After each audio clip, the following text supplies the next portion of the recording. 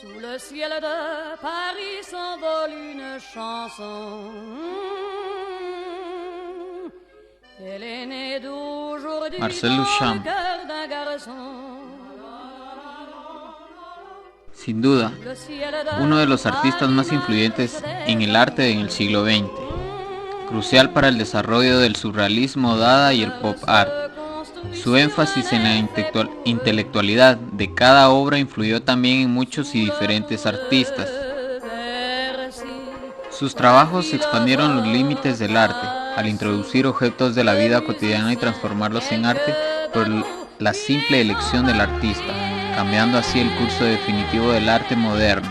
Se atrevió a cuestionar aspectos de esta institución que nunca nadie antes había hecho, como la presencia de la belleza en una obra, ya que esta es subjetiva.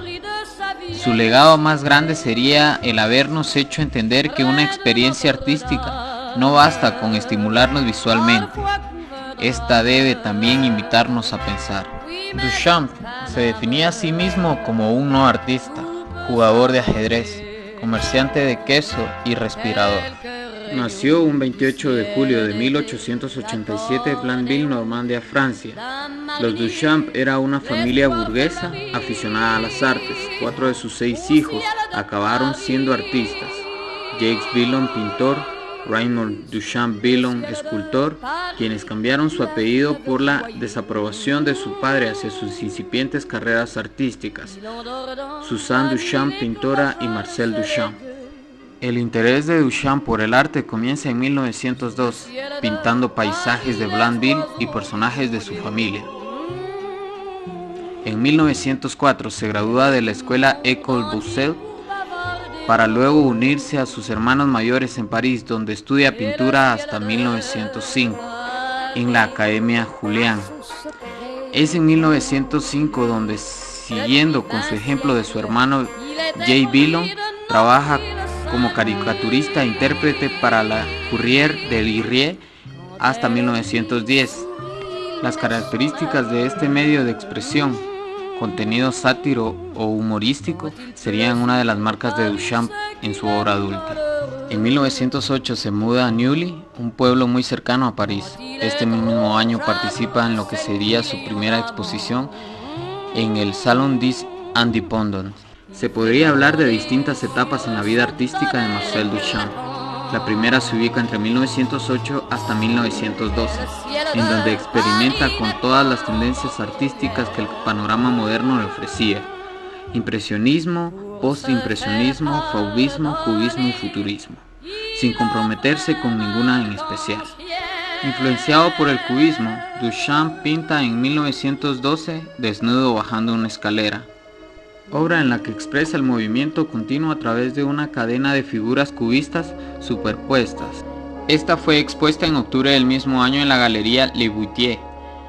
La obra fue rechazada por sus pares, principalmente por Le Fauconnier, ya que creían que se estaba burlando del cubismo. Objetaron especialmente contra su título, el que creían que era caricaturesco. Por esto es que Duchamp decide retirarla de la galería.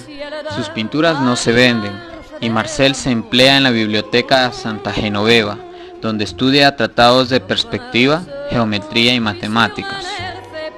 Sin embargo, el rechazo de su obra permite su presentación en España, en la exposición del arte cubista llevada a cabo en las galerías de Dalmau, Barcelona, en 1912.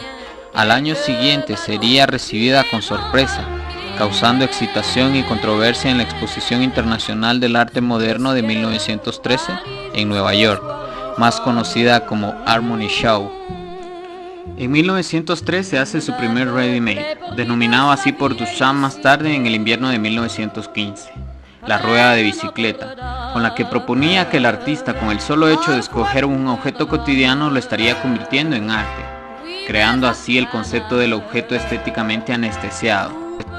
Fue el primero de una serie de 23 en total, una supuesta fracción de los que realmente existieron, hechos entre 1915 y 1923. Fue en esta misma época en la que empezó a tomar notas preparatorias para crear la que sería su gran obra maestra, El Gran Vidrio o La novia desnuda por sus pretendientes. en la que trabajaría por varios años, de 1915 a 1923, y con la que finalizaría definitivamente su carrera como pintor. Entre sus notas comentaría: ¿puede hacer uno obras de arte que no sean arte? Su segunda etapa, luego de haber pintado unos pocos cuadros más, comienza en 1915, caracterizada por el abandono de la pintura. Se había decepcionado de lo que llamaría el arte retinal, arte que solo apelaría a la visión. Duchamp quería crear algo que estimulara también la mente. Políticamente, Duchamp se opone a la Primera Guerra Mundial. Por esto es que en 1915, escapando del servicio militar, alegando una dudosa condición cardíaca, se muda a Nueva York, con la grata sorpresa de ser ya famoso artista en el lugar. Allí conoce al matrimonio Arensberg, quienes fueron los mayores coleccionistas de su obra. Su reencuentro con Picabia en 1917 refuerza su favoritismo por la corriente dadaísta. Así es como, junto a su mencionado amigo, se propone dar a conocer el Dada en Estados Unidos. Fue editor del diario Ron Ron y participó en la creación de las revistas adscritas al movimiento como 291 o El Ciego. En febrero del mismo año, Duchamp fue invitado a ser parte del jurado de la Exposición de Artistas Independientes. Sin informarlo, Duchamp envió su obra La Fuente, un urinario de cerámica blanco firmado bajo el seudónimo Armut. En inglés sonaría como la palabra alemana Armut, que significa pobreza. Ella fue fuertemente criticada por el resto del jurado de la exposición y luego rechazada, objetando que no era considerada arte. Esto condujo a la renuncia de Marcel al jurado, lo que causó un escándalo en el mundo artístico de la época. En 1918 termina su obra Tu homme, expresión francesa en la que falta el verbo equivalente a tu me, en la que el espectador es el que elige el verbo, su último lienzo. De grandes dimensiones, introduce con ella nuevos conceptos al arte, como el ejemplo del uso de los materiales ilusorios y concretos dentro de la misma obra, como los del ready-made. Esta obra exige al espectador a su propia lectura. Luego de haber jugado 9 meses ajedrez intensamente, en 1919 Duchamp viaja desde Buenos Aires a Francia, en donde se une al movimiento Dada francés.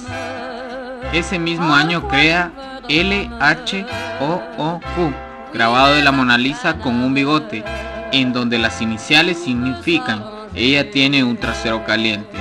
Una clara exaltación a la institución arte. Rápidamente pasaría a ser un ícono del movimiento Dada.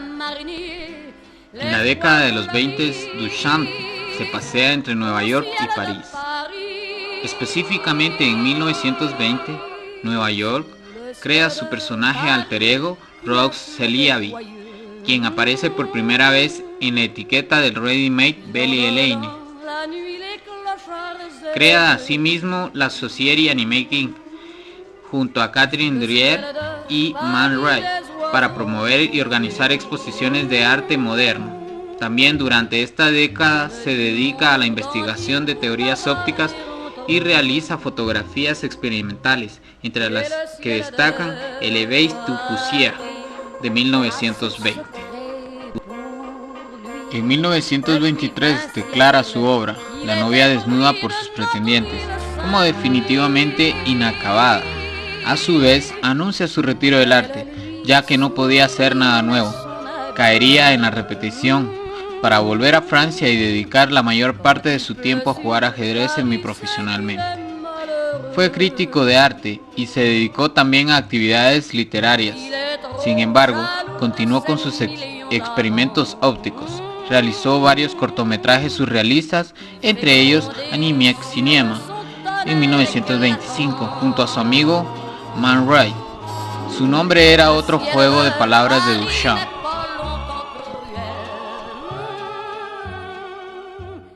Pour se faire pardonner, il offre un arc-en-ciel.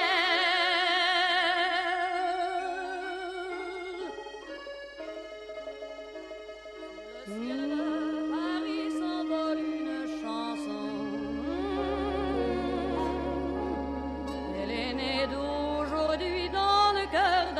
garçon. Sous le ciel de Paris marchent des amoureux. En 1927 tuvo un matrimonio sorpresivo que pronto terminaría en divorcio. En los años 20 y 30 produjo una serie de composiciones motorizadas pintadas en vidrio, llamadas ópticas Precision, que al rodar daban la ilusión de tener 3 dimensiones. Estos trabajos establecieron un precedente para el arte que incorporó movimiento, más tarde llamado arte cinético. Desde mediados de los 30 y durante los 40, Duchamp mantiene una estrecha relación con el movimiento surrealista y con André Breton, con el cual colabora en distintas exposiciones. A partir de 1936, fabrica una especie de museo portátil con lo más relevante de su obra. En 1940, debuta su caja en una maleta, que consiste en una edición limitada de 20 copias. En 1942, Marcel regresa a Nueva York para establecerse definitivamente. Entre aquel año y 1944, edita el periódico surrealista Triple V junto a Mac Ernst y André Breton. En 1946 comienza a trabajar en lo que sería su última obra, Études Dunier. Se ocupa durante 20 años en ella sin contarle a nadie sobre su existencia, salvo a su segunda esposa, Alexina Tini Sadler, con quien se casa en 1954. Este trabajo consiste en una gran puerta de madera. En ella hay 2 mirillas a través de las cuales se observa una mujer muy real, hecha de cuero, con las piernas abiertas, una lámpara de gas en la mano, recostada sobre un colchón de hojas, y al fondo se aprecia una pequeña cascada. El título completo proviene de una de las notas de El Gran Vidrio. Études Dunier. 1. La chute d'eau. 2. Le gaz d'éclairage. Agua y gas son los 2 elementos que dan vida a ambas obras. Poco a poco Duchamp fue recluyéndose en el anonimato con la única compañía de su esposa. En 1967 ayuda a organizar la exposición Les Duchamp, Jacques Villon, Raymond Duchamp Villon, Marcel Duchamp, Suzanne Duchamp. Parte de esta exposición familiar fue mostrada más tarde en el Museo Nacional de Arte Moderno en París. A pesar de que Marcel Duchamp obtiene la nacionalidad norteamericana en 1955, muere el 2 de octubre de 1968 en Neuilly, Francia. Es enterrado en el cementerio monumental de Rouen junto a otros miembros de su familia. Él mismo escribió su epitafio: de todas maneras, siempre es otra gente la que muere. Luego de su muerte fue descubierta Études Dunier, actualmente en el Museo de Arte de Filadelfia.